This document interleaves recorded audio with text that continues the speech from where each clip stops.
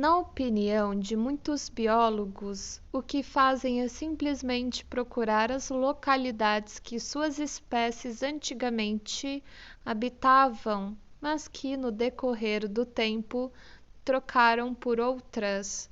Acredita-se que a mesma explicação se aplique aos voos migratórios das aves de arribação, mas somos rapidamente liberados da necessidade de buscar outros exemplos pela reflexão de que as mais impressivas provas de que há uma compulsão orgânica a repetir estão nos fenômenos da hereditariedade e nos fatos da embriologia.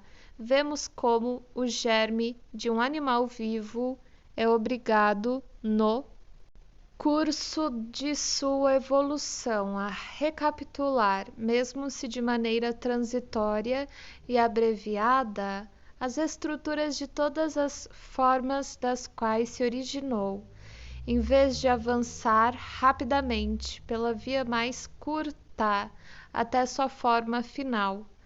Esse comportamento é apenas em grau muito tênue atribuível a causas mecânicas e, por conseguinte, a explicação histórica não pode ser desprezada.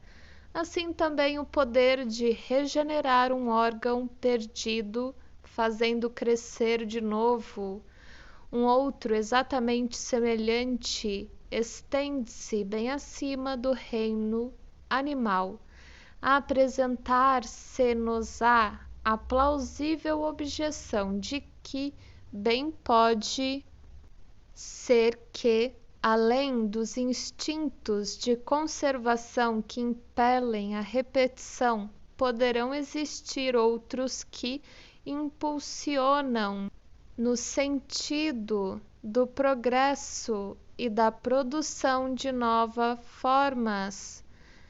Esse argumento, de certo, não deve ser desprezado e será levado em conta numa etapa posterior. No momento, porém, é tentador perseguir até sua conclusão lógica a hipótese de que todos os instintos tendem à restauração de um estado anterior de coisas. O resultado talvez dê a impressão de misticismo ou de falsa profundidade, mas podemos sentir-nos inocentes de ter quaisquer desses propósitos em vista. Buscamos apenas os sóbrios resultados da pesquisa ou da reflexão nela baseada, e não temos desejo algum de encontrar neles qualquer outra qualidade que não seja a certeza. Suponhamos então que todos os instintos orgânicos são conservadores, que são adquiridos historicamente e que tendem à restauração de um estado anterior de coisas. Disso decorre que os fenômenos do desenvolvimento orgânico devem ser atribuídos a influências perturbadoras e desviadoras externas. A entidade viva elementar, desde o seu início, não teria desejo de mudar. Se as condições permanecessem as mesmas, não faria mais do que constantemente repetir o mesmo curso de vida. Em última instância, o que deixou sua marca sobre o desenvolvimento dos organismos deve ter sido a história da Terra em que vivemos e de sua relação com o Sol. Toda modificação assim imposta ao curso da vida do organismo é aceita pelos instintos orgânicos conservadores e armazenada para ulterior repetição. Esses instintos, portanto, estão fadados a dar uma aparência enganadora de serem forças tendentes à mudança e ao progresso, ao passo que de fato estão apenas buscando alcançar um antigo objetivo por caminhos tanto velhos quanto novos.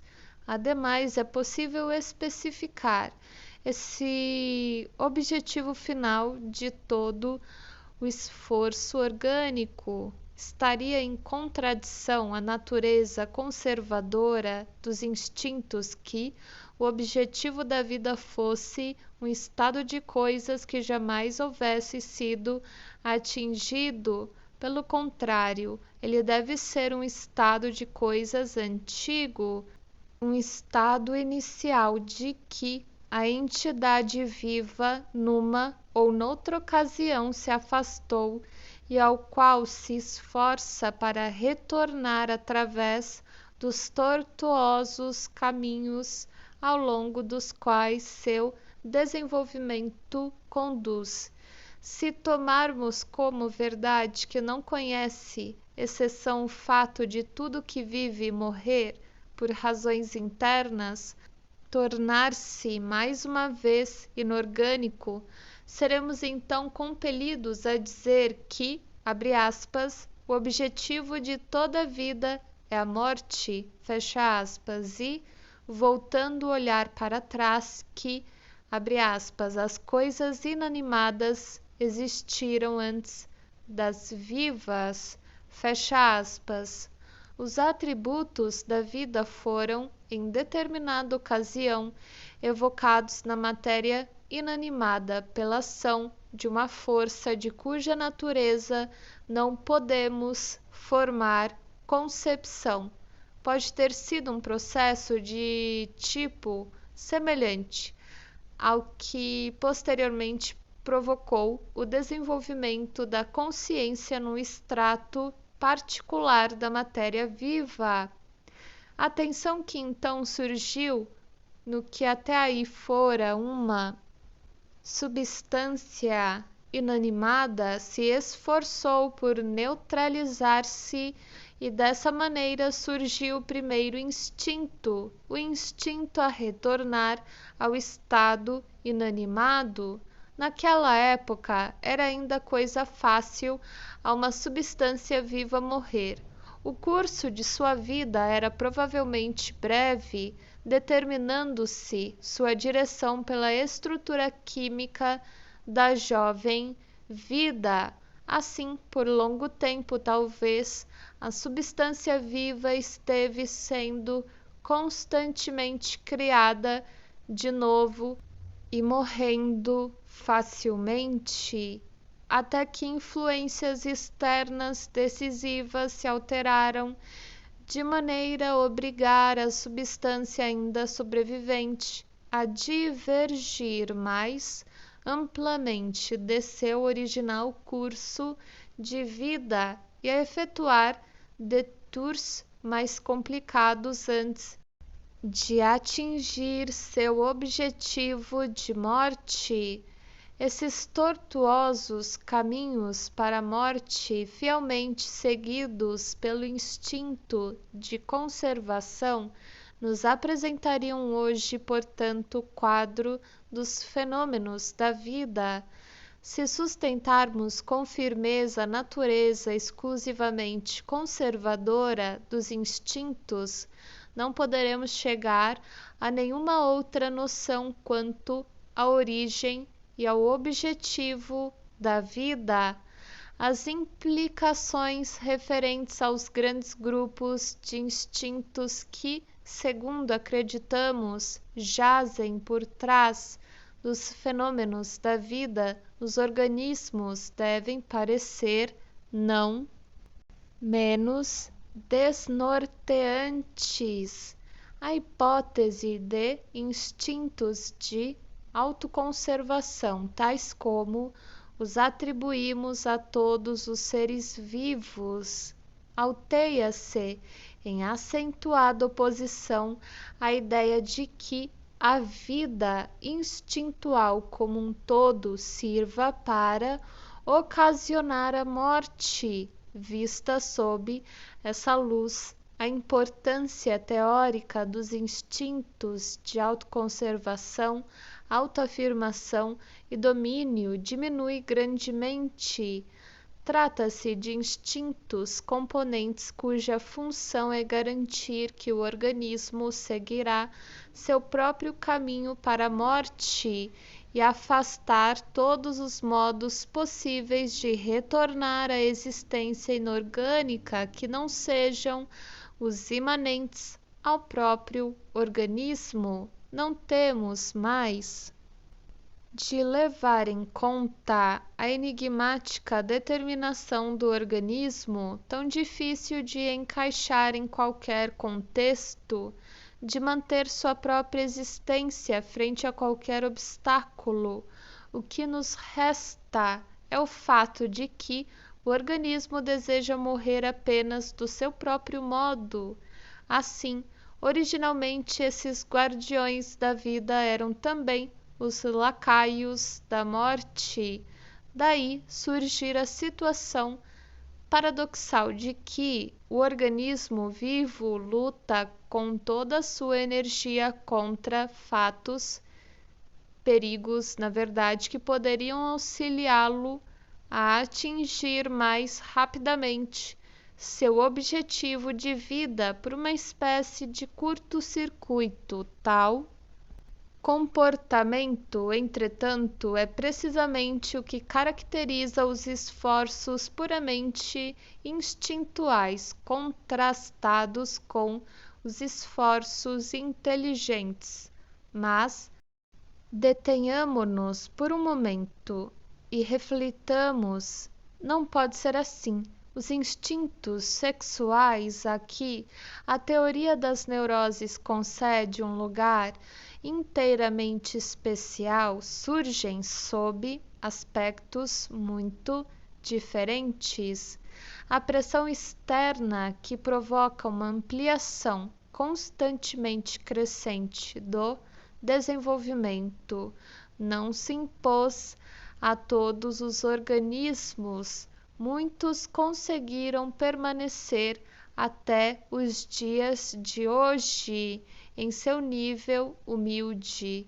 Na verdade, muitas, embora não todas, dessas criaturas, que devem assemelhar-se às fases primitivas dos animais e vegetais superiores, ainda hoje acham-se vivas. Da mesma maneira, a totalidade do caminho do desenvolvimento para a morte natural não é percorrido por todas as entidades elementares que compõem o complicado corpo de um dos organismos mais elevados. Algumas delas, as células germinais, provavelmente retêm a estrutura original da matéria viva e, após certo tempo, com todo o seu complemento de disposições instintuais herdadas e recentemente adquiridas, separam-se do organismo como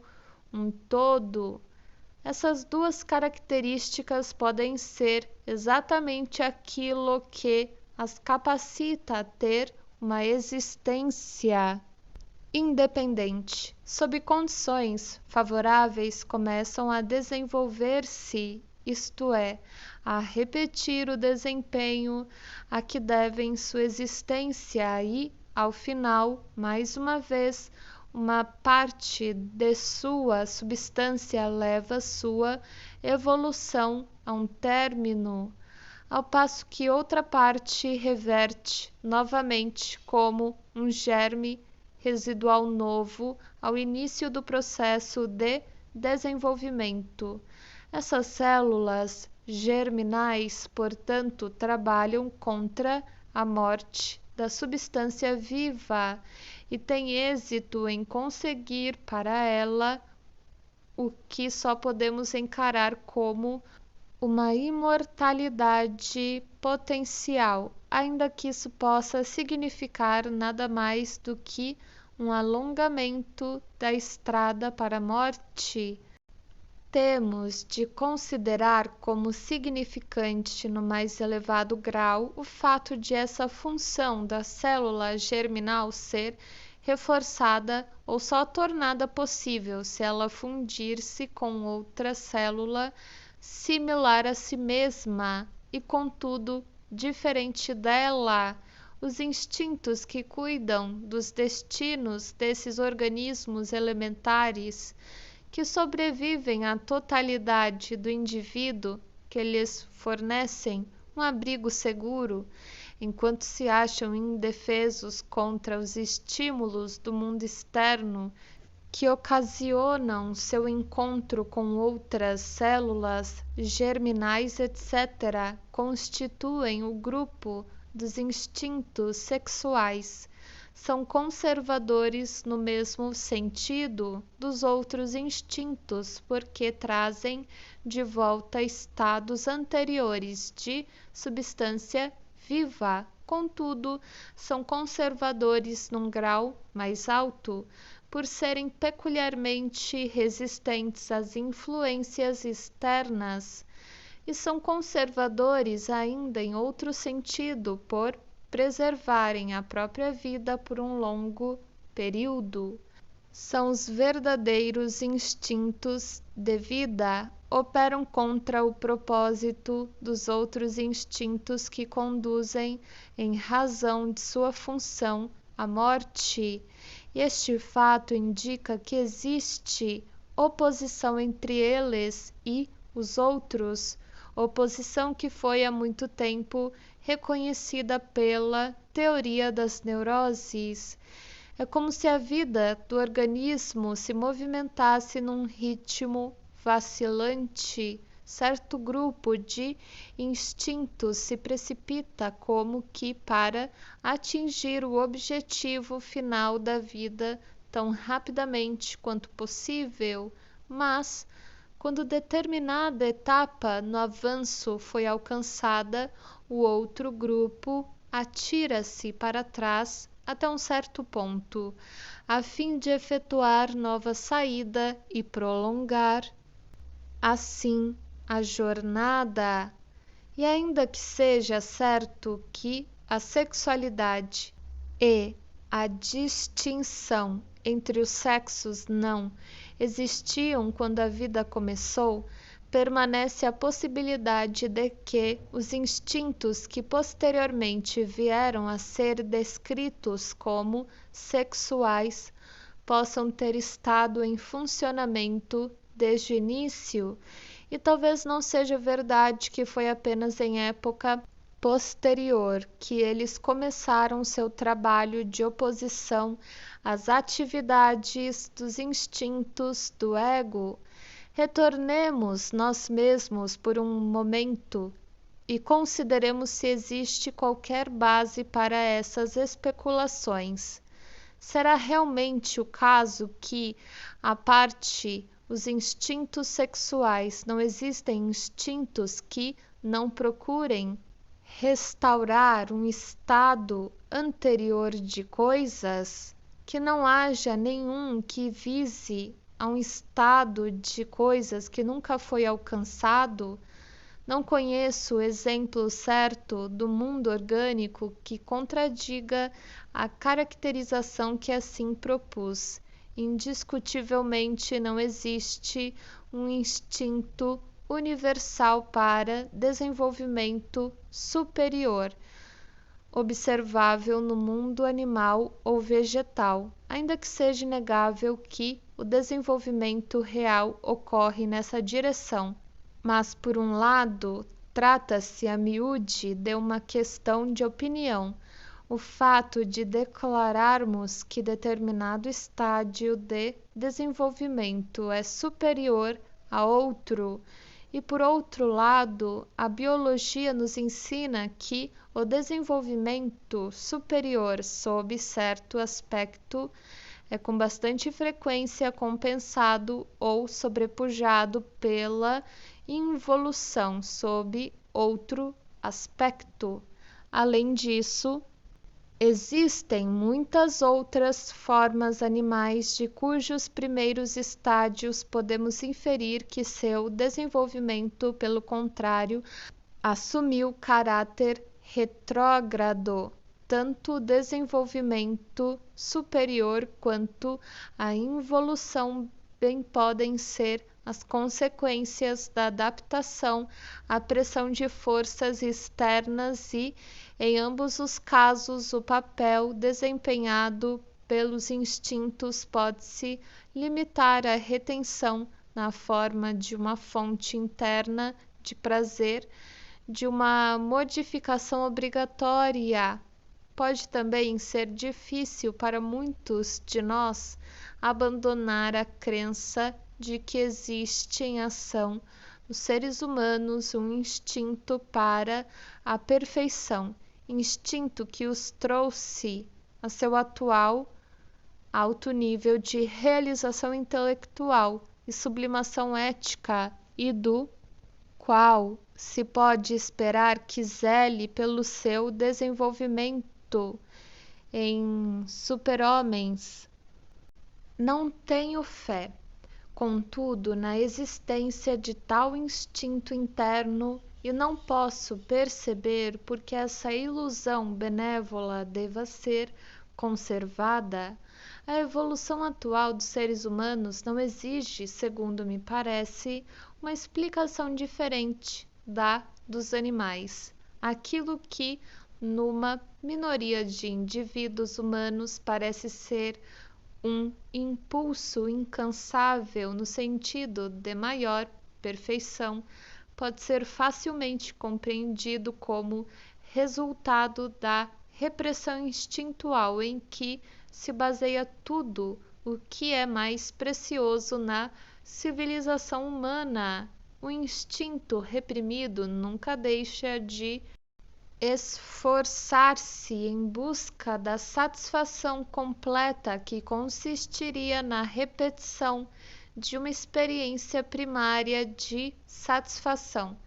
Formações reativas e substitutivas, bem como sublimações, não bastarão para remover a tensão persistente do instinto reprimido, sendo que a diferença de quantidade entre o prazer da satisfação que é exigida e a que é realmente conseguida é que fornece o fator impulsionador que não permite qualquer parada em nenhuma das posições alcançadas, mas, na palavra do poeta, o Gebandschied immer vorwärts dringt.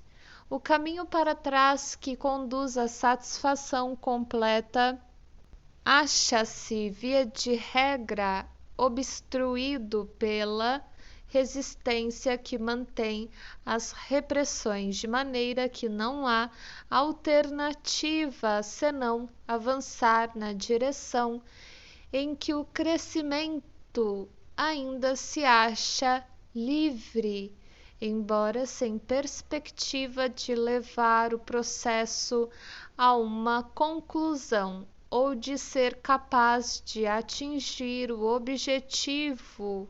Os processos envolvidos na formação de uma fobia neurótica, que nada mais é do que uma tentativa de fuga da satisfação de um instinto, apresentam-nos um modelo do modo de origem desse suposto instinto para a perfeição, o qual não tem possibilidades de ser atribuído a todos os seres humanos. Na verdade, as condições dinâmicas para o seu desenvolvimento estão universalmente presentes, mas apenas em raros casos a situação econômica parece favorecer a produção do fenômeno. Acrescentarei apenas uma palavra para sugerir que os esforços de Eros para combinar substâncias orgânicas em unidades cada vez maiores provavelmente fornecem um sucedâneo para esse instinto para a perfeição, cuja existência não podemos admitir. Os fenômenos que lhes são atribuídos parecem passíveis de explicação por esses esforços de Eros, tomados em conjunto com os resultados da repressão. Subtítulo 6. A essência de nossa investigação até agora foi o traçado de uma distinção nítida entre os instintos do ego e os instintos sexuais e a visão de que os primeiros exercem pressão no sentido da morte e os últimos no sentido de um prolongamento da vida. Contudo, essa conclusão está fadada a ser insatisfatória sob muitos aspectos, mesmo para nós. Ademais, na realidade, apenas quanto ao primeiro grupo de instintos que podemos afirmar que possuem caráter conservador, ou melhor, retrógrado, correspondente a uma compulsão à repetição, porque, em nossa hipótese, os instintos do ego se originam da animação da matéria inanimada e procuram restaurar o estado inanimado, ao passo que, quanto aos instintos sexuais, embora seja verdade que reproduzem estados primitivos do organismo, aquilo a que claramente visam por todos os meios possíveis é a coalescência de duas células germinais que são diferenciadas de maneira particular. Se essa união não é efetuada, a célula germinal morre juntamente com todos os outros elementos do organismo multicelular. É apenas com essa condição que a função sexual pode prolongar a vida da célula e emprestar-lhe uma aparência de imortalidade. Mas qual é o acontecimento importante no desenvolvimento da substância viva que está sendo repetido na reprodução sexual, ou em sua antecessora, a conjugação de dois protozoários? Não podemos dizer e, consequentemente, deveríamos sentir-nos aliviados se toda a estrutura de nossa argumentação se mostrou equivocada. A oposição entre os instintos do ego ou instintos de morte e os instintos sexuais ou instintos de vida deixaria então de sustentar-se e a compulsão à repetição não mais possuiria a importância que lhe atribuímos. Voltemo-nos então para uma das suposições já feitas por nós, na expectativa de podermos dar-lhe uma negação categórica. Tiramos conclusões de longo alcance da hipótese de que toda substância viva está fadada a morrer por causas internas. Fizemos essa suposição assim descuidadamente porque ela não nos parece ser uma suposição. Estamos acostumados a pensar que esse é o fato e somos fortalecidos em nossas reflexões pelos escritos de nossos poetas. Talvez tenhamos adotado a crença porque existe nela um certo consolo. Se temos de morrer e primeiro perder para a morte aqueles que nos são mais caros, é mais fácil submeter-se a uma lei impiedosa da natureza, à sublime necessidade, do que a um acaso de que talvez pudéssemos ter fugido Pode ser, contudo, que essa crença na necessidade interna de morrer seja apenas outra daquelas ilusões que criamos, abre aspas, die Schwerdes Thyssens zu ertragen, fecha aspas. De certo, não se trata de uma licença primeva. A noção de morte natural é inteiramente estranha às raças primitivas. Atribuem toda morte que ocorre entre elas à influência de um inimigo ou de um espírito mau. Devemos, portanto, voltar-nos para a biologia a fim de testar a validade da crença. Se assim fizermos, ficaremos estupefatos em descobrir quão pouco acordo existe entre os biólogos sobre a questão da morte natural e na realidade que todo o conceito de morte se dissolve em suas mãos. O fato de haver uma duração média e fixa de vida, pelo menos entre os animais superiores, argue naturalmente em favor da existência de algo como a morte por causas naturais. Mas essa impressão é contraditada quando consideramos que certos grandes animais e determinados crescimentos arbóreos gigantescos atingem idade muito avançada, idade que atualmente não pode ser computada de acordo com a grande concepção de Wilhelm Flies, 1906, todos os fenômenos vitais apresentados pelos organismos e também, indubitavelmente, sua morte, estão vinculados à conclusão de períodos fixos, os quais expressam a dependência de dois tipos de substância viva, um masculino e outro feminino, quanto ao ano solar.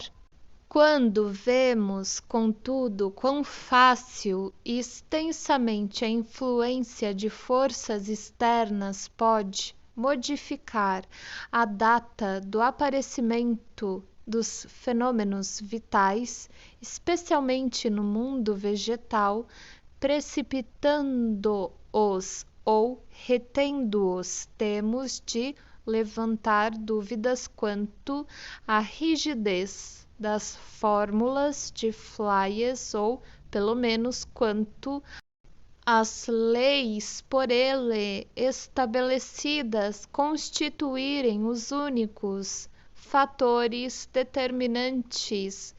De nosso ponto de vista, o maior interesse prende-se ao tratamento dado ao tema da duração da vida e da morte dos organismos nos escritos de Weismann, 1882, 84 e 92, etc. Foi ele que introduziu a divisão da substância viva em partes mortais e imortais. A parte mortal é o corpo no sentido mais estrito, o soma, que somente ele se acha sujeito à morte natural. As células germinais, por outro lado, são potencialmente mortais na medida em que são capazes, em determinadas condições, de desenvolver-se no indivíduo novo ou, em outras palavras, de cercar-se de um novo soma. Weismann, 1884.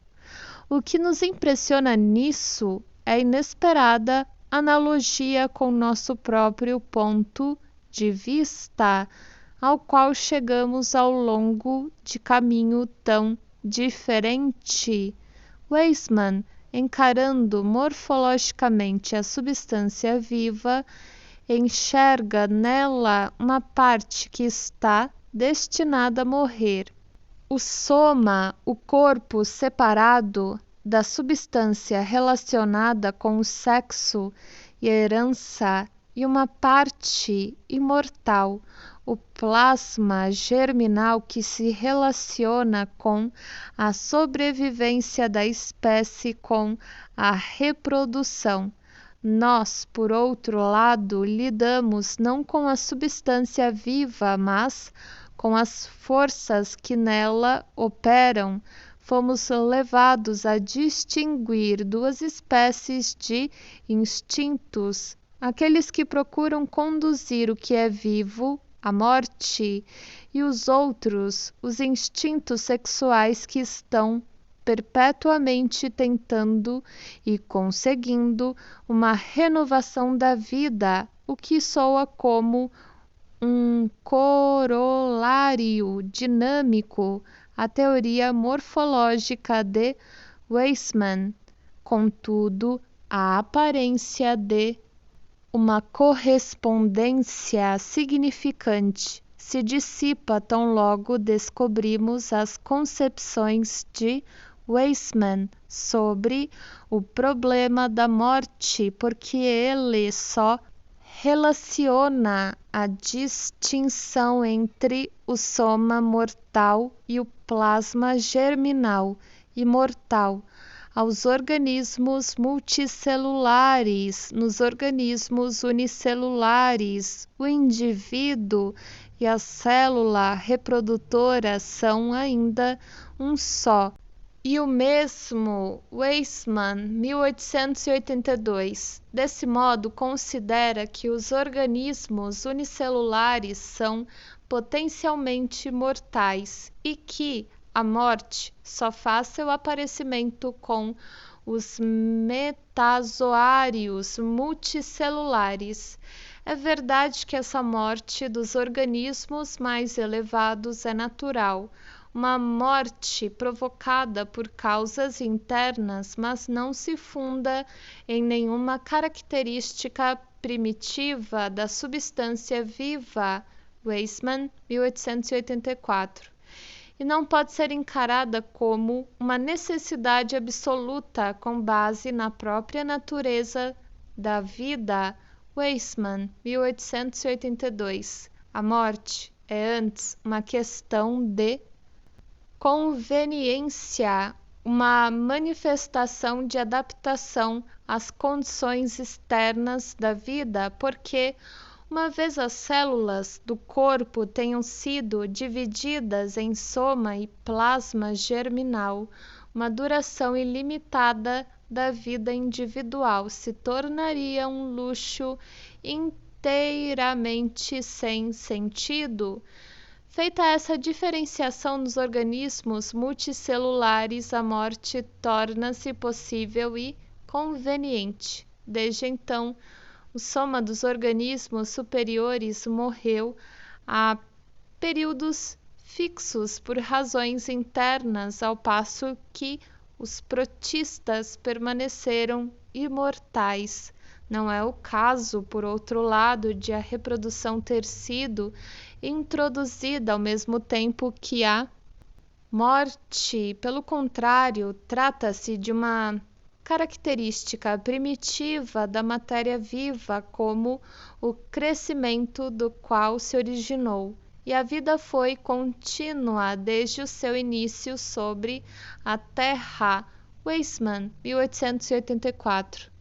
Ver-se-á em seguida que concordar dessa maneira que os organismos superiores tenham uma morte natural é de muito pouco auxílio para nós, porque se a morte é uma aquisição tardia dos organismos, então não há o que falar quanto a ter havido instintos de morte desde o começo da vida sobre a Terra. Os organismos multicelulares podem morrer por razões internas, devido a uma diferenciação deficiente ou a imperfeições de seu metabolismo, mas a questão não tem interesse do ponto de vista de nosso problema. uma explicação da origem da morte como esta encontra-se, ademais, em muito menor variância com nossos modos de pensamentos habituais do que a estranha pressuposição dos instintos de morte.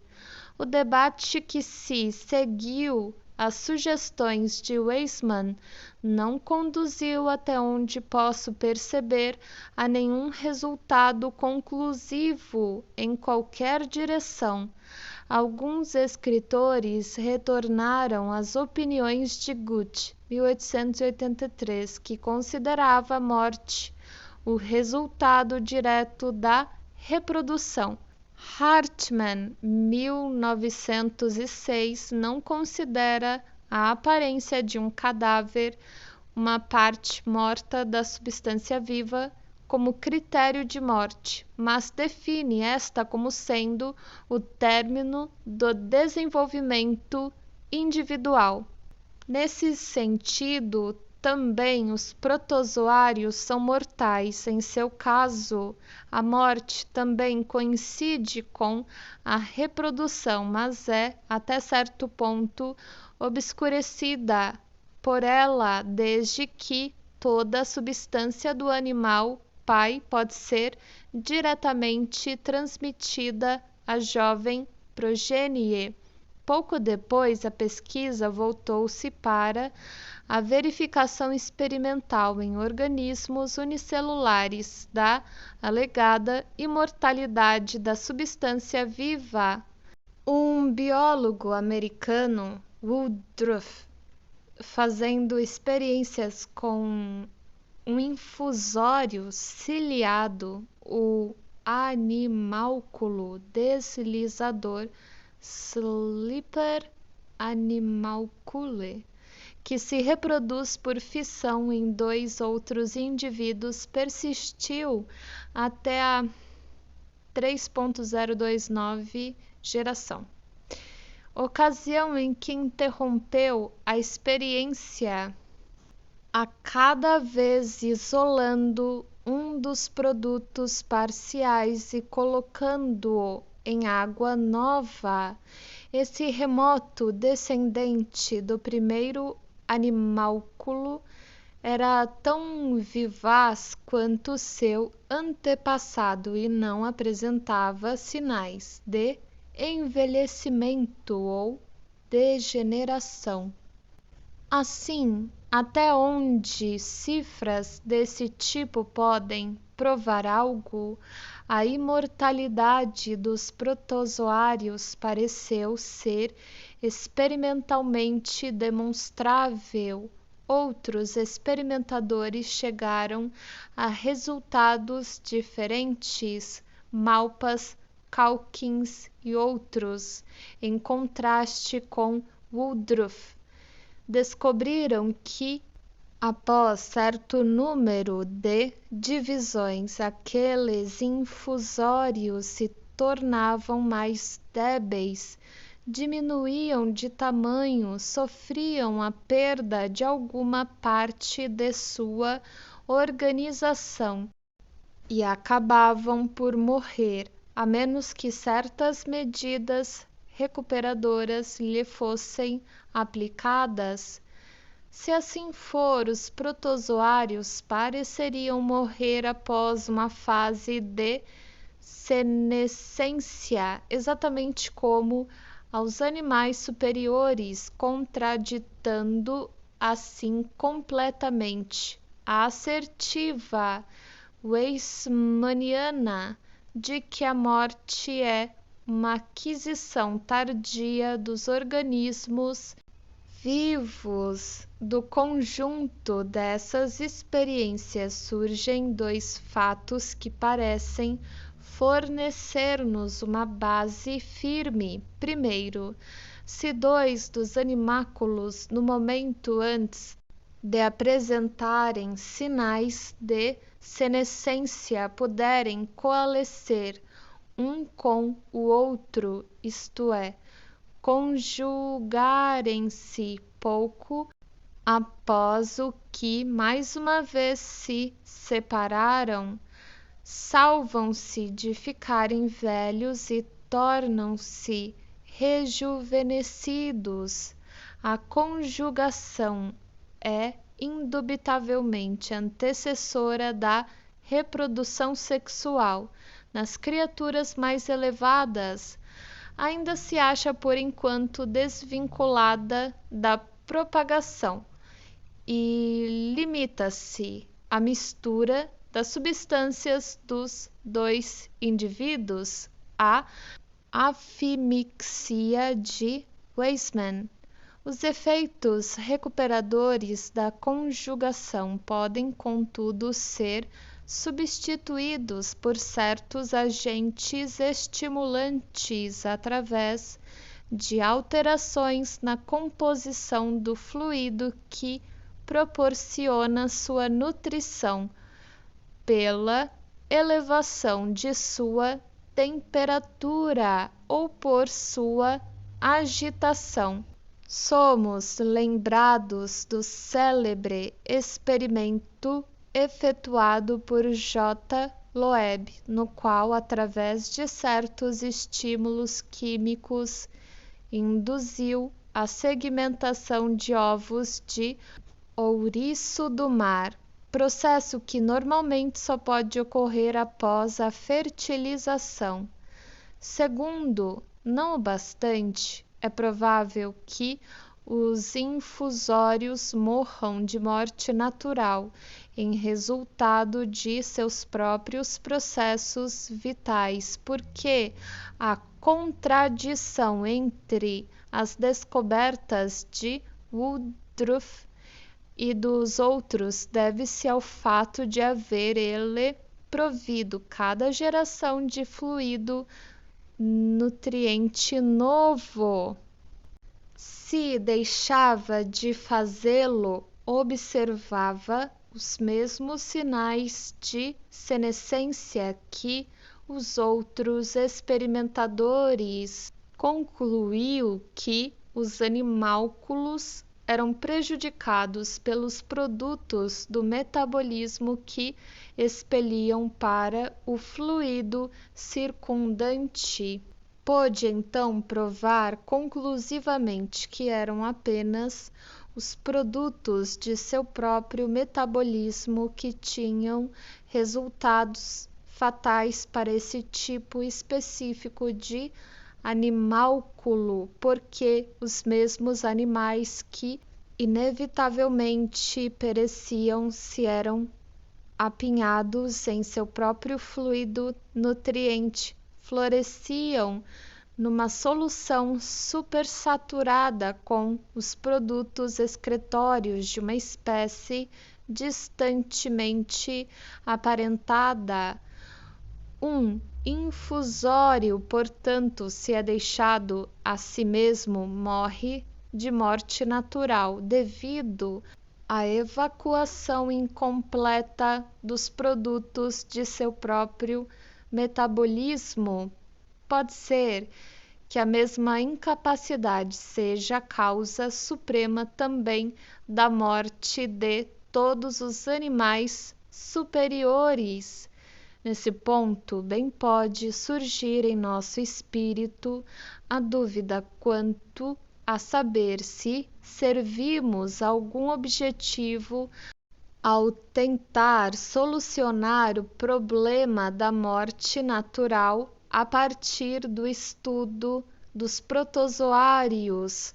A organização primitiva dessas criaturas pode ocultar-nos condições importantes que, embora de fato presentes nelas, também só se tornam visíveis nos animais superiores, quando podem encontrar expressão morfológica.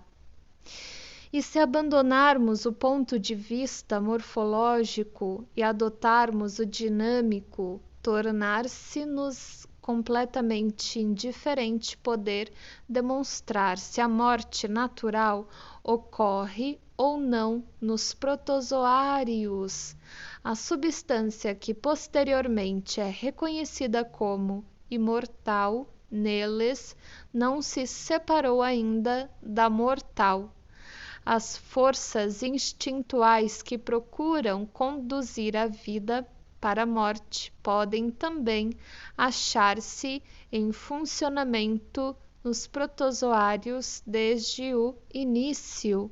No entanto, seus esforços podem ser tão completamente ocultos pelas forças preservadoras da vida que talvez seja muito difícil encontrar qualquer prova direta de sua presença.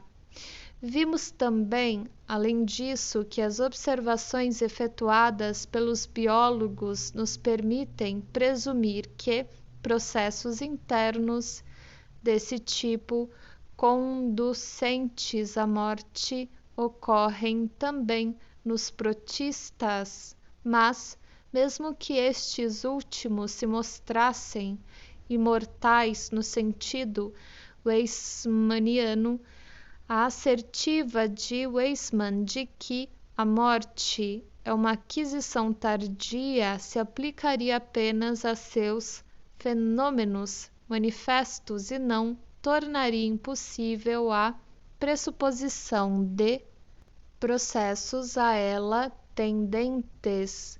Assim, não se realizou nossa esperança de que a biologia contradissesse redondamente o reconhecimento dos instintos de morte. Estamos livres para continuar a nos preocupar com sua possibilidade se tivermos outras razões para assim proceder. A notável semelhança entre a distinção weissmanniana de soma e plasma germinal e nossa separação dos instintos de morte dos instintos de vida persiste e mantém a sua significância. Podemos deter-nos por um momento sobre essa visão preeminentemente dualística da vida instintual. De acordo com a teoria de E. Ehring, dois tipos de processo estão constantemente em ação na substância viva, operando em direções contrárias, uma construtiva ou assimilatória e a outra destrutiva ou dissimilatória. Podemos atrever-nos a identificar nessas duas direções tomadas pelos processos vitais a atividade de nossos dois impulsos instintuais, os instintos de vida e os instintos de morte. Existe algo mais, de qualquer modo, a que não podemos permanecer cegos. Inadvertidamente voltamos nosso curso para a baía da filosofia de Schopenhauer. Para ele, a morte é o verdadeiro resultado e até esse ponto o propósito da vida, ao passo que o instinto sexual é a corporificação da vontade de viver. Façamos uma ousada tentativa de dar outro passo à frente. Considera-se geralmente que a união de uma série de células numa associação vital, o caráter multicelular dos organismos se tornou um meio de prolongar a sua vida. Uma célula ajuda a conservar a vida de outra e a comunidade de células pode sobreviver mesmo que as células individuais tenham de morrer. Já aprendemos que também a conjugação, a coalescência temporária de dois organismos unicelulares possui efeito preservador de vida e rejuvenescedor sobre ambos. Por conseguinte, podemos tentar aplicar a teoria da libido a que se chegou na psicanálise, a relação mútua das células. Podemos supor que os instintos de vida ou os instintos sexuais ativos em cada célula tomam as outras células como seu objeto, que parcialmente neutralizam os instintos de morte, isto é, os processos estabelecidos por estes nessas células, preservando assim sua vida, ao passo que as outras células fazem o mesmo para elas e outras ainda se sacrificam no desempenho dessa função libidinal. As próprias células germinais se comportariam de maneira completamente narcisista, para empregar a expressão que estamos acostumados a utilizar na teoria das neuroses para descrever um indivíduo total que retém sua libido em seu ego e nada desembolsa dela em catexias de objeto. As células germinais exigem sua libido, a atividade de seus instintos de vida, para si mesmas como uma reserva para sua posterior e momentosa atividade construtiva. As células dos neoplasmas malignos que destroem o organismo também talvez devessem ser descritas como narcisistas.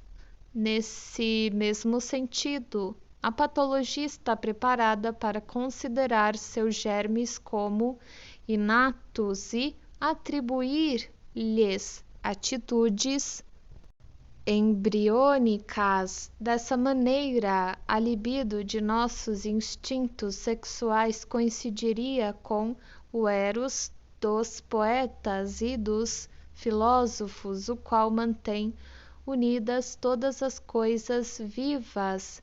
Aqui se encontra, portanto, uma oportunidade para considerar o lento desenvolvimento de nossa teoria da libido. Em primeira instância, a análise das neuroses de transferência forçou a nossa observação a oposição entre os instintos sexuais que se dirigem para um objeto e certos outros instintos com os quais nos achamos insuficientemente familiarizados e que descrevemos provisoriamente como instintos do ego. Um lugar de proa entre estes foi necessariamente concedido aos instintos que servem à autoconservação do indivíduo. Foi impossível dizer que outras distinções deveriam ser traçadas entre eles. Nenhum conhecimento seria mais valioso como base para uma ciência verdadeiramente psicológica do que uma compreensão aproximada das características comuns e dos possíveis aspectos distintivos dos instintos, mas em nenhuma região da psicologia tateamos mais no escuro. Cada um supôs a existência de tantos instintos ou instintos básicos quantos quis e fez malabarismos com eles, tal como os antigos filósofos naturalistas gregos faziam com seu quarto elemento, a terra, o ar, o fogo e a água. A psicanálise, que não podia deixar de fazer alguma suposição sobre os instintos, ateve-se primeiramente à popular divisão de instintos tipificada na expressão fome e amor. Pelo menos nada havia de arbitrário nisso, e com sua ajuda a análise das psiconeuroses foi levada frente até uma boa distância. O conceito de sexualidade e ao mesmo tempo de instinto sexual teve, é verdade, de ser ampliado de modo a abranger muitas coisas que não podiam ser classificada sob a função reprodutora, e isso provocou não pouco alarido num mundo austero, respeitável ou simplesmente hipócrita. O passo seguinte foi dado quando a psicanálise sondou de mais perto o caminho no sentido do ego psicológico, que primeiramente fora conhecido apenas como órgão repressivo e censor, capaz de erguer estruturas protetoras e formações reativas. Há muito tempo espíritos críticos e de visão ampla já haviam, é verdade, feito objeção ao fato de o conceito de libido restringir-se à energia dos instintos sexuais dirigidos no sentido de um objeto, mas fracassaram em explicar como haviam chegado a seu melhor conhecimento ou em derivar dele algo de que a análise pudesse fazer uso. Avançando mais cautelosamente, a psicanálise observou a regularidade com que a libido é retirada do objeto e dirigida para o ego, o processo de introversão. E pelo estudo do desenvolvimento libidinal das crianças em suas primeiras fases, chegou à conclusão de que o ego é o verdadeiro e original reservatório da libido, sendo apenas desse reservatório que ela se estende para os objetos. O ego encontrou então sua posição entre os objetos sexuais e imediatamente recebeu o lugar de proa entre eles. A libido que assim se alojara no ego foi descrita como narcisista.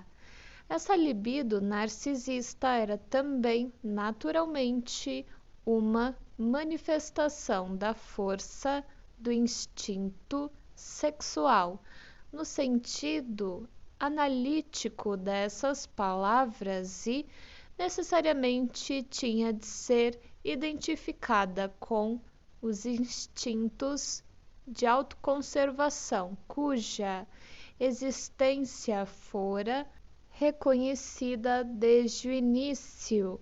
Assim, a oposição original entre os instintos do ego e os instintos sexuais mostrou-se inapropriada. Viu-se que uma parte dos instintos do ego era libidinal e que instintos sexuais, provavelmente ao lado de outros, operavam no ego. Não o bastante, temos justificação para dizer que a antiga fórmula que estabeleceu que as psiconeuroses se baseiam num conflito entre os instintos do ego e os instintos sexuais não contém nada que precisemos rejeitar atualmente. Acontece simplesmente que a distinção entre os dois tipos de instintos, que era originalmente considerada de certa maneira como qualitativa, deve ser hoje diferentemente caracterizada, ou seja, como topográfica. E em particular é ainda verdade que as neuroses de transferência, o tema essencial do estudo psicanalítico, são o resultado de um conflito entre o ego e a catexia libidinal dos objetos. mas ainda nos é mais necessário enfatizar o caráter libidinal dos instintos de autoconservação, agora que nos estamos aventurando ao novo passo de reconhecer o instinto sexual como Eros, o conservador de todas as coisas, e de derivar a libido narcisista do ego dos estoques de libido por meio da qual as células do soma estão ligadas umas às outras. Mas agora, subitamente, defrontamo-nos com outra questão. Se os instintos de autoconservação são também de natureza libidinal, talvez não existam quaisquer outros instintos a não ser os libidinais? De qualquer modo, não existem outros visíveis. Nesse caso, porém, seremos, no fim das contas, levados a concordar com os críticos que desconfiaram desde o início que a psicanálise explica tudo pela sexualidade, ou com inovadores como Jung, que, fazendo um juízo apressado, utilizaram a palavra libido para significar força instintual em geral. Não deve isso ser assim? De modo algum era nossa intenção produzir tal resultado. Nosso debate teve como ponto de partida uma distinção nítida entre os instintos do ego, que equiparamos aos instintos de morte, e os instintos sexuais, que equiparamos aos instintos de vida. Achávamo-nos preparados em determinada etapa para incluir os chamados instintos de autoconservação do ego entre os instintos de morte, mas subsequentemente nos corrigimos sobre esse ponto e o retiramos. Nossas concepções desde o início foram dualistas e são hoje ainda mais definidamente dualistas do que antes. Agora que descrevemos a oposição como se dando não entre instintos do ego e instintos sexuais, mas entre instintos de vida e instintos de morte, a teoria da libido de Jung é, pelo contrário, monista. O fato de haver ele chamado sua única força instintual de libido destina-se a causar confusão, mas não precisa afetar-nos sob outros aspectos. Suspeitamos que instintos outros que não os de autoconservação funcionam no ego e deveria ser-nos possível apontá-los. Infelizmente, porém, a análise do ego fez tão poucos avanços que nos é muito difícil proceder assim. É possível, na verdade, que os instintos libidinais do ego possam estar vinculados de maneira peculiar a esses outros instintos do ego que ainda nos são estranhos. Mesmo antes de dispormos de qualquer compreensão clara do narcisismo, a psicanálise já desconfiava que os instintos do ego tinham componentes libidinais a eles ligados, mas trata-se de possibilidades muito incertas a que nossos oponentes prestarão muito pouca atenção. Permanece a dificuldade de que a psicanálise até aqui não nos permitiu indicar quaisquer instintos do ego que não sejam os libidinais. Isso, contudo, não constitui razão para concordarmos com a conclusão de que nenhum outro realmente existe. Na obscuridade que reina atualmente na teoria dos instintos, não seria avisado rejeitar qualquer ideia que prometa lançar luz sobre ela. Partimos da grande oposição entre os instintos de vida e de morte.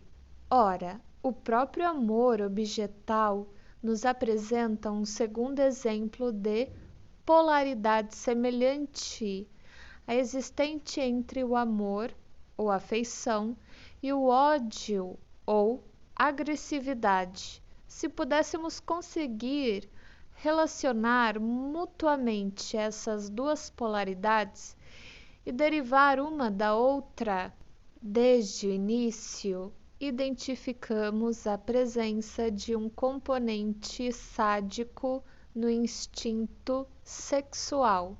Como sabemos, ele pode tornar-se independente e, sob a forma de perversão, dominar toda a atividade sexual de um indivíduo. Surge também como um instinto componente predominante numa das organizações pré-genitais, como as denominei.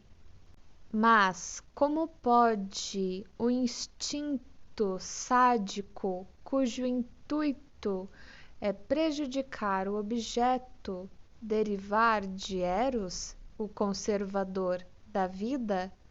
Não é plausível imaginar que esse sadismo seja realmente um instinto de morte que, sob a influência da libido narcisista, foi expulso do ego e, consequentemente, só surgiu em relação ao objeto?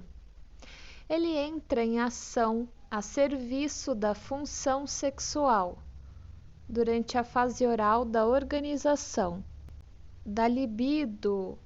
O ato de obtenção de domínio erótico sobre um objeto coincide com a destruição desse objeto posteriormente. O instinto sádico se isola e, finalmente, na fase de primazia genital, assume para os fins da reprodução a função de dominar o objeto sexual até o ponto necessário à efetivação do ato sexual. Poder-se-ia verdadeiramente dizer que o sadismo que for expulso do ego apontou o caminho para os componentes libidinais do instinto sexual e que estes o seguiram para o objeto, onde quer que o sadismo original não tenha sofrido mitigação ou mistura, encontramos a ambivalência familiar de amor e ódio na vida erótica.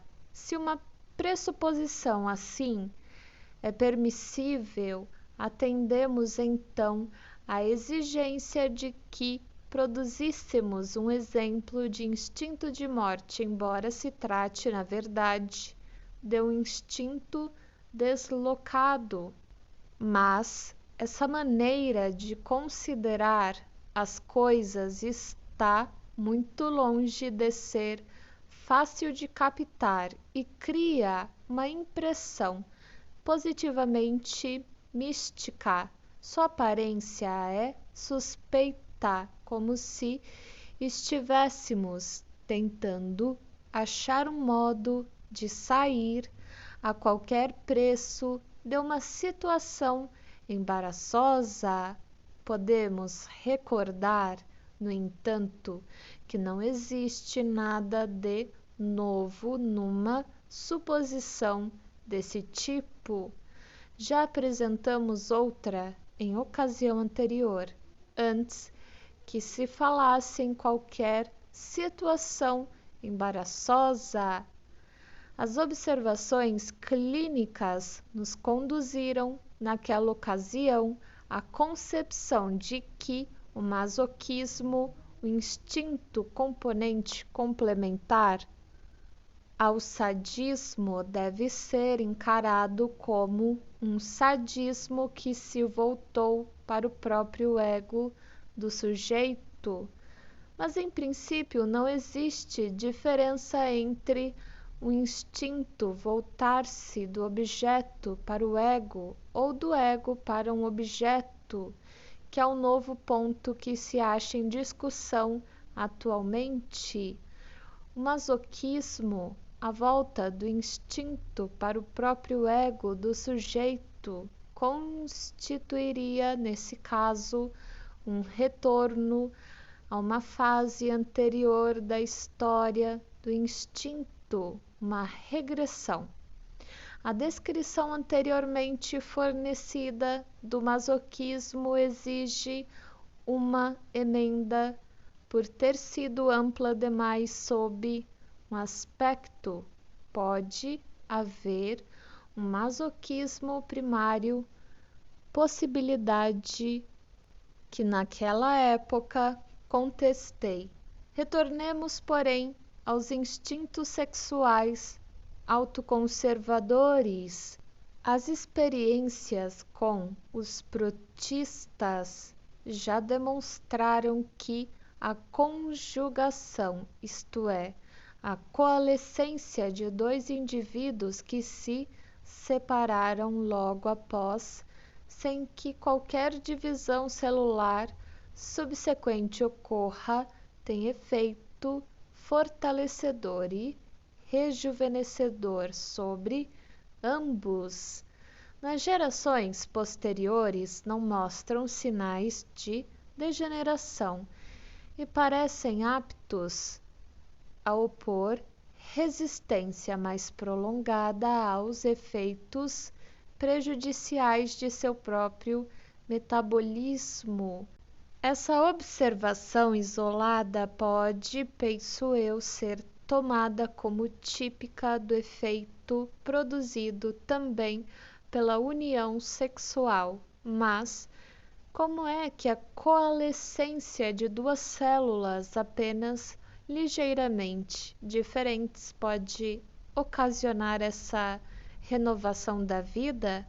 O experimento que substitui a conjugação dos protozoários pela aplicação de estímulos químicos ou mesmo mecânicos, Lipschutz, 1914, permite-nos dar o que é indubitavelmente uma resposta conclusiva a essa pergunta.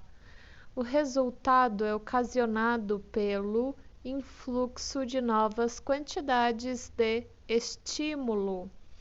Isso condiz bem com a hipótese de que os processos vitais do indivíduo levam, por razões internas, a uma abolição das tensões químicas, isto é, a morte, ao passo que a união com a substância viva de um indivíduo diferente aumenta essas tensões, introduzindo o que pode ser descrito como novas diferenças vitais que devem então ser vividas.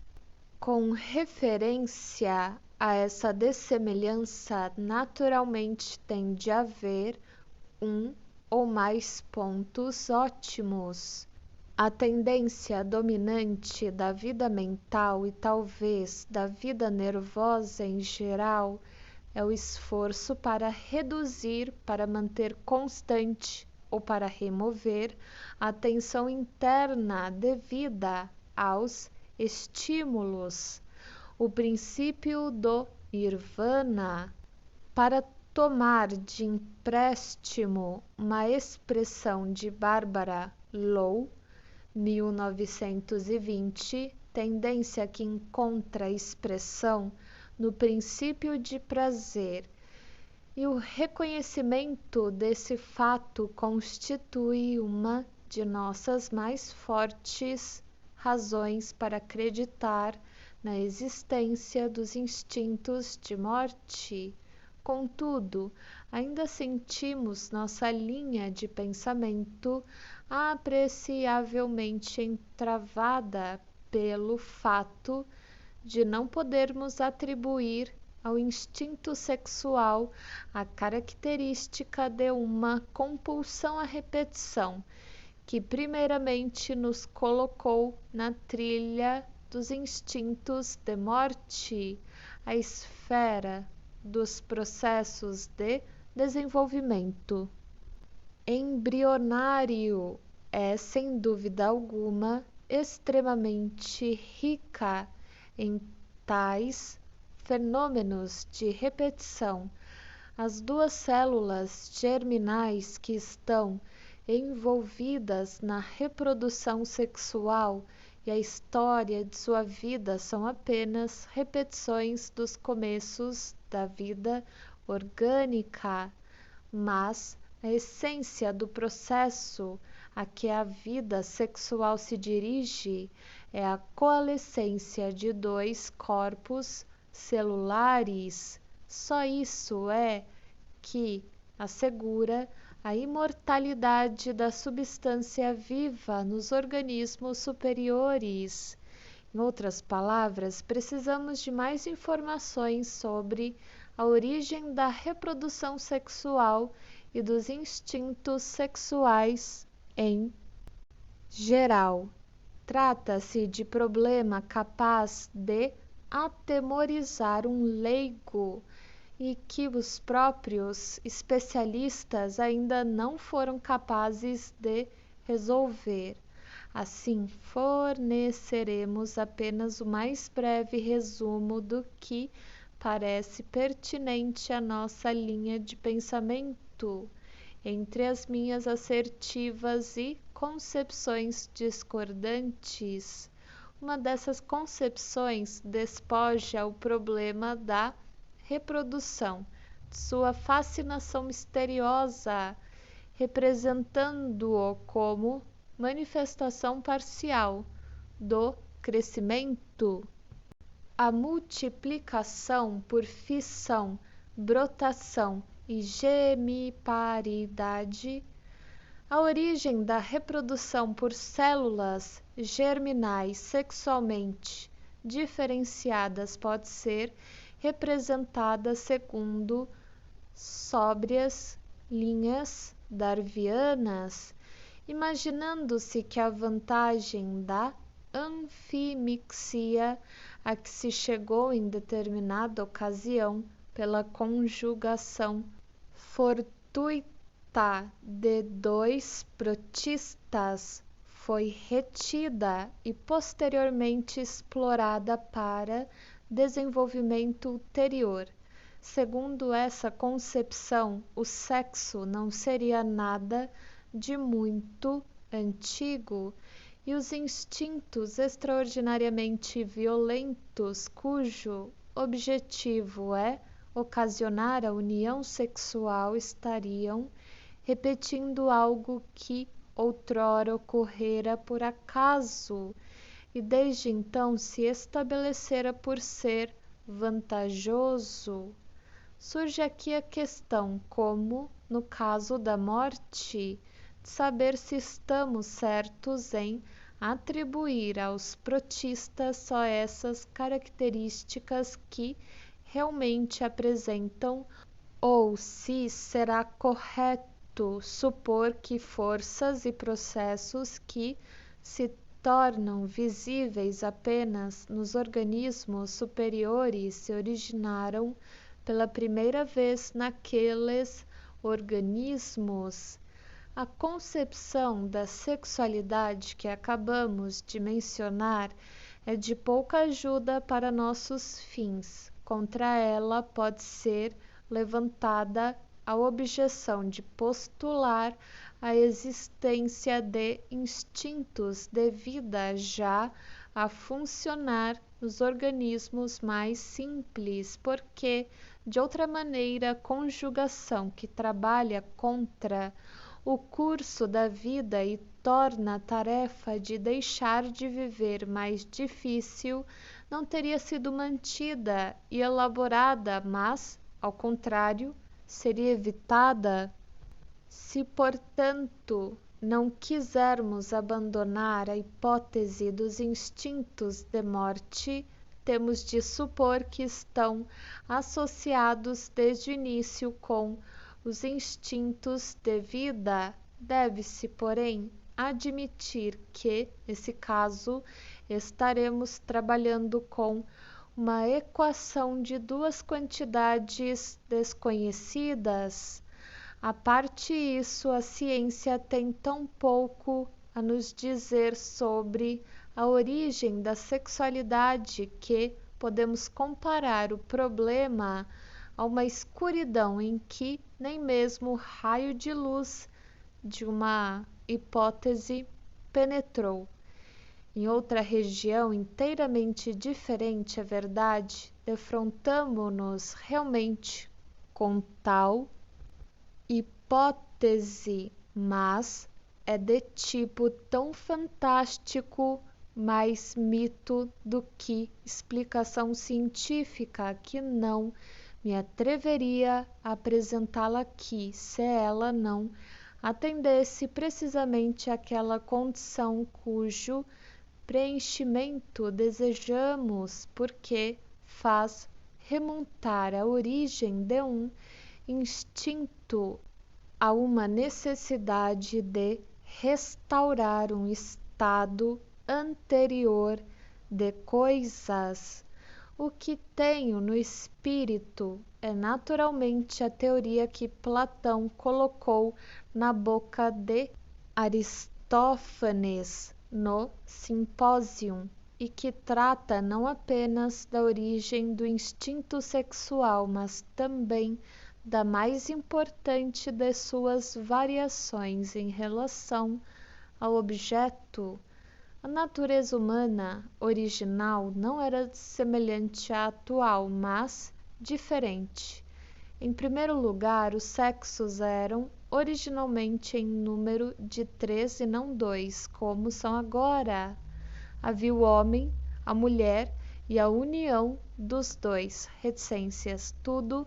Nesses homens primevos era duplo, tinham 4 mãos e 4 pés, 2 rostos, 2 partes pudendas e assim por diante. Finalmente Zeus decidiu cortá-los em 2, como uma sorva que é dividida em 2 metades para fazer conserva. Depois de feita a divisão, as 2 partes do homem, cada uma desejando sua outra metade, reuniram-se e lançaram os braços uma em torno da outra, ansiosas por fundir-se.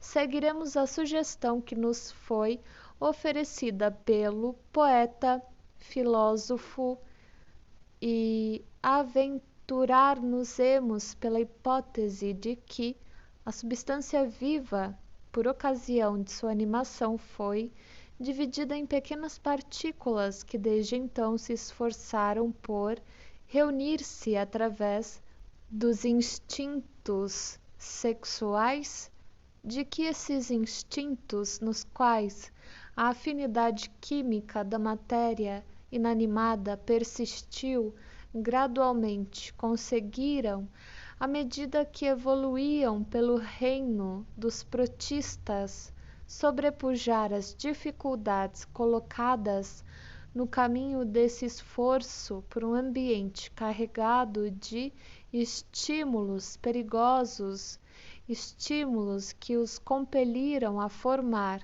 uma camada cortical protetora, de que esses fragmentos estilhaçados de substância viva atingiram dessa maneira uma condição multicelular e finalmente transferiram o instinto de reunião sob a forma mais altamente concentrada para as células germinais.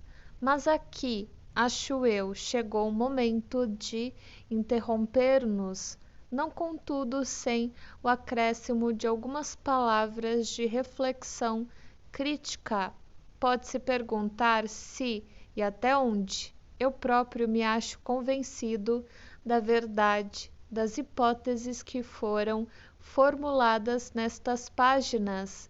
Minha resposta seria que eu próprio não me acho convencido e que não procuro persuadir outras pessoas a nelas acreditar, ou, mais precisamente, que não sei até onde nelas acredito. Não há razão, segundo me parece, para que o fator emocional da convicção tenha, de algum modo, de entrar nessa questão. É certamente possível que nos lancemos por uma linha de pensamento e que a sigamos aonde quer que ela teve, por simples curiosidade científica ou, se o leitor preferir, como um advocatus diaboli, ou seja, advogado do diabo, que não se acha por essa razão vendido ao demônio. Não discuto o fato de que o terceiro passo pela teoria dos instintos, por mim dado aqui, não pode reivindicar o mesmo grau de certeza que os dois primeiros. A extensão do conceito de sexualidade e a hipótese do narcisismo. Essas duas novidades foram uma tradução direta da observação para a teoria e não se achavam mais abertas a fontes de erro do que é inevitável em todos os casos assim. É verdade que minha afirmativa do caráter regressivo dos instintos também se apoia em material observado, ou seja, nos fatos da compulsão à repetição. Pode ser, contudo, que eu tenha superestimado sua significação, e de qualquer modo é impossível perseguir uma ideia desse tipo, exceto pela combinação repetida de material concreto com o que é puramente especulativo e assim amplamente divergente da observação empírica. Quanto mais frequentemente isso é feito no decurso da construção de uma teoria, menos fidedigno, como sabemos, deve ser o resultado final. Mas o grau de incertezas não é atribuível. Podemos ter dado um golpe de sorte ou havermos-nos extraviado vergonhosamente. Não penso que, num trabalho desse tipo, uma parte grande seja desempenhada pelo que é chamado de intuição. Pelo que tenho visto da intuição, ela me parece ser o produto de um tipo de imparcialidade intelectual. Infelizmente, porém, as pessoas raramente são imparciais no que concerne às coisas supremas, aos grandes problemas da ciência e da vida. Em tais casos, cada um de nós é dirigido por preconceitos internos profundamente enraizados, aos quais nossa especulação inadvertidamente dá vantagem, já que possuímos tão bons fundamentos para sermos desconfiados. Nossa atitude para com os resultados de nossas próprias deliberações não pode ser outra que a de uma fria benevolência. Apresso-me a acrescentar, contudo, que uma autocrítica como esta acha-se longe de vincular-nos a qualquer tolerância especial para com opiniões discordantes. É perfeitamente legítimo rejeitar sem remorsos teorias que são contraditadas pelos próprios primeiros passos dados na análise dos fatos observados, enquanto nos achamos ao mesmo tempo cientes de que a validade de nossas próprias teorias é apenas provisória. Não precisamos sentir-nos grandemente perturbados em ajuizar nossas especulações sobre os instintos de vida e de morte pelo fato de tantos processos desnorteantes e obscuros nelas ocorrerem, tal como um instinto ser expulso por outro, ou um instinto voltar-se do ego para um objeto, e assim por diante. Isso se deve simplesmente ao fato de sermos obrigados a trabalhar com termos científicos, isto é, com a linguagem figurativa peculiar à psicologia, ou, mais precisamente, à psicologia profunda. Não poderíamos, de outra maneira, descrever os processos em questão e, na verdade, não teríamos tornado cientes deles. As deficiências de nossa posição provavelmente se desvaneceriam se nos achássemos em posição de substituir os termos psicológicos por expressões fisiológicas ou químicas.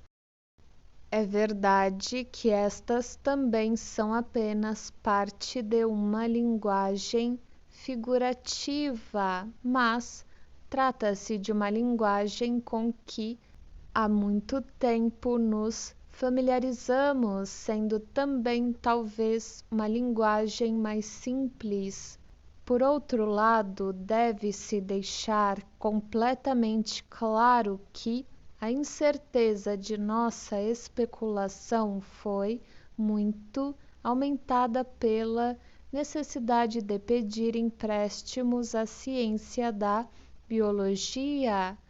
A biologia é verdadeiramente uma terra de possibilidades ilimitadas. Podemos esperar que ela nos forneça as informações mais surpreendentes e não podemos imaginar que respostas nos dará dentro de poucas dezenas de anos. As questões que lhe formulamos poderão ser de um tipo que ponha por terra toda nossa estrutura artificial de hipóteses.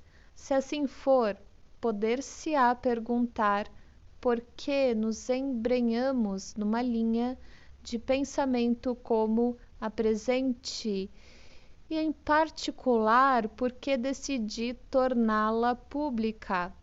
Bem, não posso negar que algumas das analogias, correlações e vinculações que ela contém pareceram-me merecer consideração. Subtítulo 7. Se procurar restaurar um estado anterior de coisas constitui característica tão universal dos instintos, não precisaremos surpreender-nos com que tantos processos se realizem na vida mental, independentemente do princípio de prazer. Essa característica seria partilhada por todos os instintos componentes e, em seu caso, visariam a retornar mais uma vez a uma fase específica do curso de desenvolvimento. Trata-se de questões sobre as quais o princípio de prazer ainda não possui controle, mas disso não decorre que alguma delas seja necessariamente oposta a este. E ainda temos de solucionar o problema da relação dos processos instintuais de repetição com a dominância do princípio de prazer. Descobrimos que uma das mais antigas e importantes funções do aparelho mental é sujeitar os impulsos instintuais que, com ele, se chocam, substituir o processo primário que neles predomina pelo processo secundário e converter sua energia catéxica livremente móvel numa catexia principalmente quiescente, tônica. Enquanto essa transformação se está realizando, nenhuma atenção pode ser concedida ao desenvolvimento do prazer. Mas isso não implica a suspensão do princípio de prazer. Pelo contrário, a transformação ocorre em favor dele. A sujeição constitui o ato preparatório que introduz e assegura a dominância do princípio de prazer. Façamos uma distinção mais nítida do que até aqui fizemos entre função e tendência. O princípio de prazer, então, é uma tendência que opera a serviço de uma função cuja missão é libertar inteiramente o aparelho mental de excitações, conservar a quantidade de excitação constante nele ou mantê-la tão baixa quanto possível. Ainda não podemos decidir com certeza em favor de nenhum desses enunciados, mas é claro que a função estaria assim relacionada com o esforço mais fundamental de toda a substância viva, o retorno à quiescência do mundo inorgânico. Todos nós já experimentamos como o maior prazer por nós atingível, o do ato sexual, acha-se associado à extinção momentânea altamente intensificada. A sujeição de um impulso instintual seria uma função preliminar destinada a preparar a excitação para sua eliminação final no prazer da descarga. Isso levanta a questão de saber se sentimentos de prazer e desprazer podem ser igualmente produzidos por processos excitatórios vinculados e livres. E não parece haver qualquer dúvida de que os processos livres ou primários dão origem a sentimentos muito mais intensos em ambos os sentidos do que os vinculados ou secundários.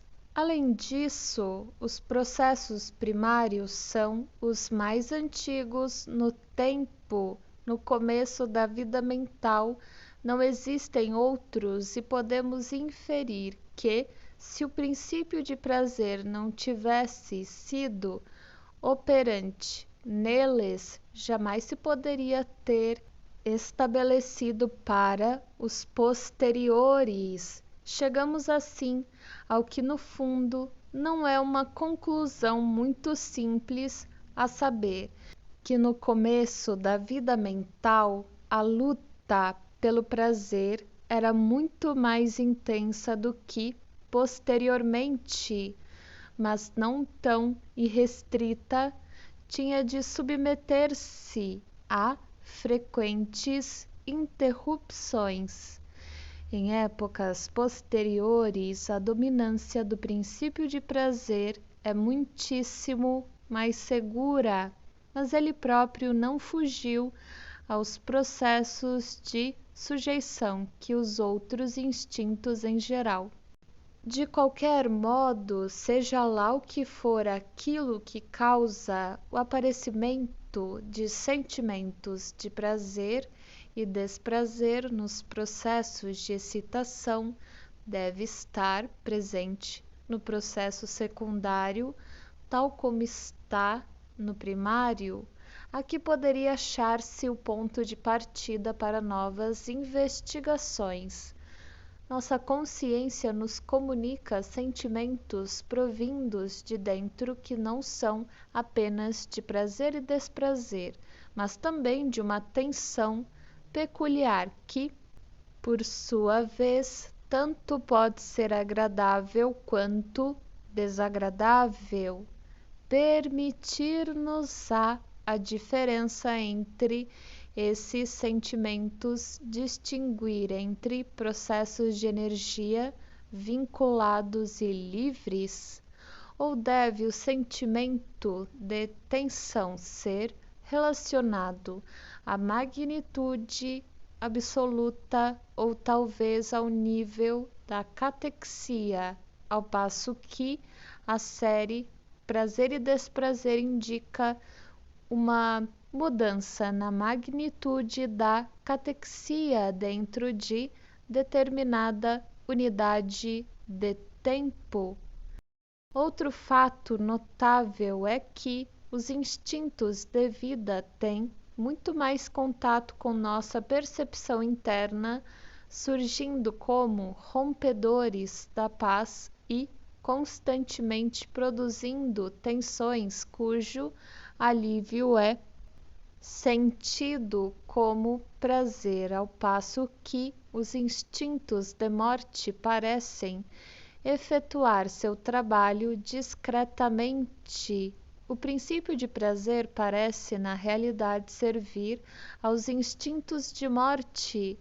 É verdade que mantém guarda sobre os estímulos provindos de fora, que são encarados como perigos por ambos os tipos de instintos, mas se acha mais especialmente em guarda contra os aumentos de estimulação provindos de dentro, que tornariam mais difícil a tarefa de viver.